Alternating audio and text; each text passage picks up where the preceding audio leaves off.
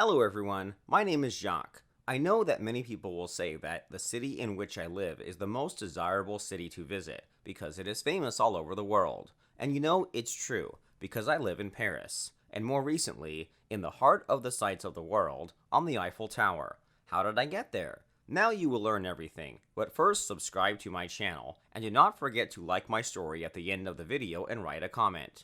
My story will be a little sad, but full of hope. My father worked as a caretaker of the Eiffel Tower. He adored his work, although at first glance it may not seem respectable, but still, my father went to work and did it from the heart. Every night when we came home, I would sit across from him on the floor, and he would sit in his favorite rocking chair, holding his coffee, and I would listen carefully as he told me what he had seen today. It was amazing, because there is just an incredible sight. From a 300-meter height, all people seem to be bugs, just like cars. It even breathes differently there. I really wanted to go there, but my father did not take me to work for security reasons. I was still very young, but my father gave me all these promises that I would definitely go there. I even remember that day. He came home and, according to our tradition, again began to talk about the past day. I listened to his story with my usual fascination, and then we went to bed. My father was a wonderful man, very humble and honest. I always knew that he was kind, because I saw him like this. He never scolded me or punished me, but only explained what and how. The next day, my mother sent me to visit my grandparents. She persuaded me to stay there for a couple of weeks, because my grandmother missed me so much, and I agreed. There was of course a bit boring, but still, I stayed. All I could think about for 2 weeks was listening to my father talk about the tower and his work. Finally, when it was time to leave, I packed up and drove home. I was accompanied by my uncle. At that time, I was about 7 years old, I think. I ran home happy, and I couldn't understand why my mother looked so upset. She didn't tell me right away that my father had left. I couldn't believe what I was hearing. But how so? After all, he loved us. But what about our conversations? It was some kind of mistake. No. I didn't want to believe it for a long time, but my mother said it was true. I ran to my room. I was very angry with my father. The first thing I did was take all the photos he'd taken from the Eiffel Tower off the wall and throw them in the trash, collecting the toys he'd given me so that nothing else would remind me of him. I was so angry that I hated anything that reminded me of him. I lived with hatred in my heart for 8 years. Over the years, I never went to the tower like my friends. I never thought about it, and I didn't even ask my mother anything. What surprised me was that she didn't hold a grudge against him like I did. My mother always spoke warmly of him and said that if she rewound time, she would marry him again. In my mind, I couldn't understand how anyone could say that about a man who had left his family. Is there any trust at all now? He had betrayed all our plans and dreams, and I didn't want to know or remember him anymore.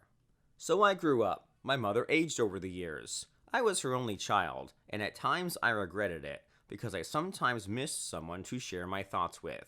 My parents got married late, respectively. My mother was already aged. I began to notice strange things about her. She sometimes talked to herself, and if you listen closely, she talked to my father, only in her mind. One day at dinner, my mother had a bad headache. I brought her pills, and she called me by my father's name. I told her that I was her son, and she said to me, "You are a copy of your father. He was so kind. He didn't want you to see him die," she said. "What? What do you mean? He left us," I told her. At this moment, my mother seemed to come to her senses and realized that she had said too much. She wanted to pretend that she was just confused in her head, but I did not leave her behind and forced her to tell the whole truth. She said my father hadn't really left us. He was very ill and died. They knew how long he had left. Everyone knew except me, and I was sent to my grandparents' house on purpose so that I wouldn't see the funeral. It was my father's will. He wanted not to be upset and asked his mother to make up a legend that he allegedly left the family. I couldn't believe he was gone then. I suddenly remembered the pictures my father had taken for me over the years. I threw everything away and I was so sorry. I loved those photos. And then, as if reading my mind, my mother pulled the box out of the room. She didn't throw them in the trash, but kept them. I was so grateful to her.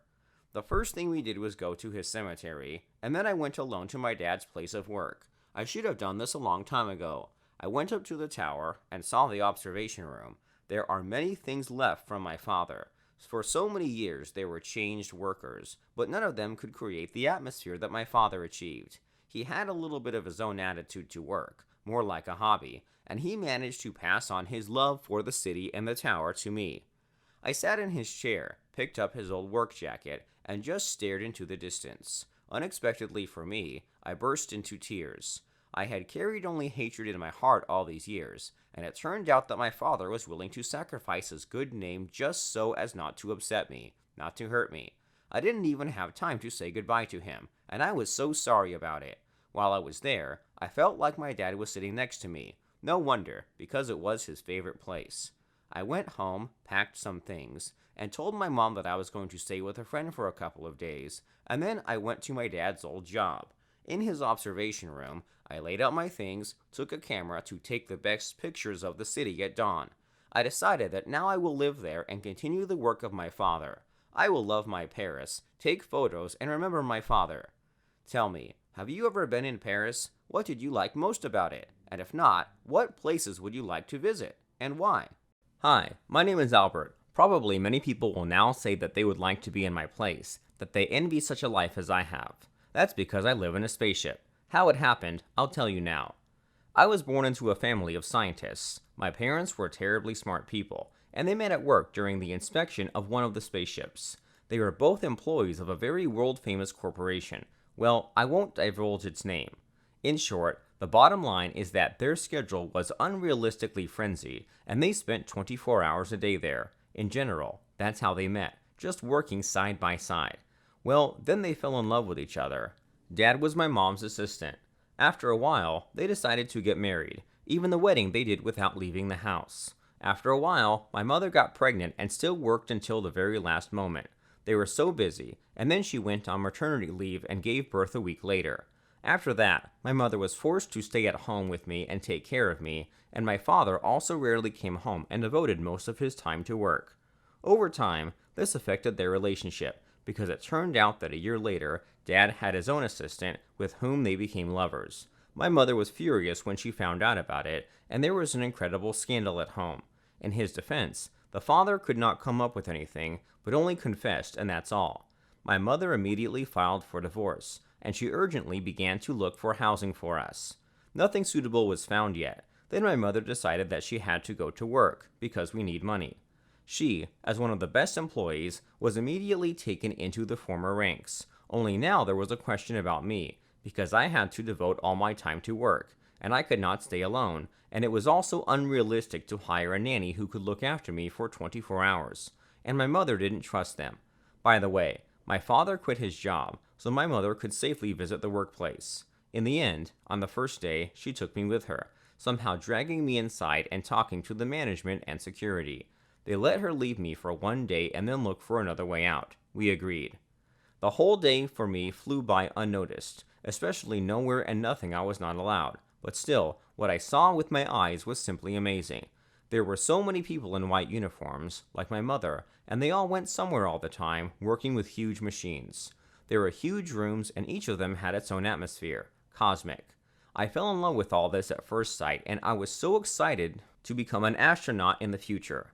While I was imagining myself as a pilot of such a huge ship, my mother's work was almost over, and it was only in the evening that she noticed that it was already night.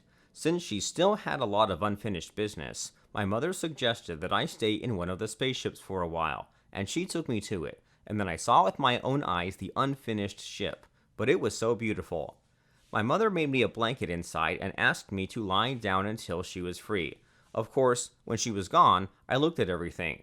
For a second, I imagined that I was in space and falling in zero gravity. I used to read books about space and had a rough idea of what it was like. Grabbing the seats, I lifted myself up in my arms and froze, imagining that I was flying and that my feet were walking in an empty space. Very conveniently, my mother brought me a snack, and it was unusual, but astronomical in special bags. The food that was there was hermetically sealed. In one of them there was a jam. It was in a tube. This is necessary so that in zero gravity the food was not scattered all over the ship. Otherwise, people there might choke on it, inhale or something. So all the food had to be quickly stuffed into your mouth. The taste was unusual, or rather not familiar, but quite passable. Did you also know that astronauts wear diapers? Isn't it funny? but it is necessary in terms of their work because they can't. We humans on Earth just run to the bathroom at any moment. And oh, by the way, in weightlessness, the people go to the toilet in time. That is hourly, because I do not feel like this. The body is rebuilt and works very differently than in normal life. When my mother came, I was sleeping in a deep sleep in an incomprehensible position, and that's all, because I played there until the last moment. My mother carried me in her arms to another building, where there was her restroom. We decided to spend the night there. It was forbidden, but my mother had too much work to do. In the morning we talked and agreed to stay there for a couple of days on the condition that I would not interfere with anyone or touch anything. I was only too happy to agree, because it was school holidays anyway, so I was all for it. Mom went back to work, and I decided to take a little walk around the building and look around. I tried to be as inconspicuous as possible, but you know, people are so busy there that they don't even look at anything when they walk down the hallways. Their eyes are always directed at some papers, just like my mother. I decided to take advantage of this and quietly ran back and forth, looking at one room, then another. After a couple of hours, I came across an interesting type of office. It was smaller than the others, and there was an exact replica of a spaceship, only slightly resembling a pod and an attraction at the same time. I realized that this thing should be spinning, but how to turn it on I can't find the button. I climbed in and pretended I was a pilot. Emotions flooded me with a new wave. I even began to talk to imaginary pilots, colleagues, choose a course and fly above the stars. Suddenly I heard some knocking, rustling, and was afraid. Damn, I promised my mother not to touch anything and not to go anywhere. I quickly hid inside the thing and kept quiet. I peeked through the crack and saw a man come in. He was pumped up and tall. He was standing up and warming up and putting on some kind of suit. And then he started walking towards my ship. I thought, now I'm really finished. He opened the lid, and I was sitting there. He even screamed a little in surprise, and then calmed down and asked who I was and what I was doing there. I jumped up and tried to run, but the door was closed. I begged him not to tell anyone about me. My uncle came up and asked me more questions, and I even cried a little because of my nerves. I was just really scared. When I calmed down, I told him everything as it was, and he smiled and said that he knew my mother. She's popular here because she's our best scientist and engineer, he said. Then he added that he didn't know she had a son. I shrugged, and he decided to tell me in confidence what the thing I was sitting in was. It turns out that this is something like a centrifuge that turns at an incredible speed to train a person and so that he gets used to living in approximate conditions in space on a ship. Son, life in space is significantly different from life on Earth. We are people who fly there thoroughly train, go through thorough training for a long time, and only then are we allowed to fly. And for this you must have good health, he said, and then he showed the sign language camera, which also stimulated the conditions of living in space. In zero gravity, our body does not weigh anything, you need to get used to it. Some may get seasick, and people are trained to avoid incidents. I realized that such a life is really difficult to prepare for, but I suddenly wanted to be in the place of this uncle. We spent a couple more hours together, and he told me a lot more interesting things. And I didn't even seem to breathe when I listened to him. Then he took me to my mother, who had already searched her son while running around the building. My mother scolded me, but I promised I wouldn't do it again. That uncle interceded, calling my interest quite healthy. When my mother cooled down, I asked if I could become an astronaut in the future, and my mother smiled and said that if I behaved well, studied, and listened to her, everything was possible. People like that uncle you met have strict discipline until you have it, she said, laughing. So we stayed at her job almost without going out, all my summer. It was the most gorgeous vacation of my life. It's a pity that I can't tell my classmates, just share it with you. But now I knew exactly what I wanted to be when I grew up. This goal motivates me to study a lot and work on myself, so I believe that in a few years I will be able to get closer to the dream and I will finally touch the stars. Wish me luck, friends.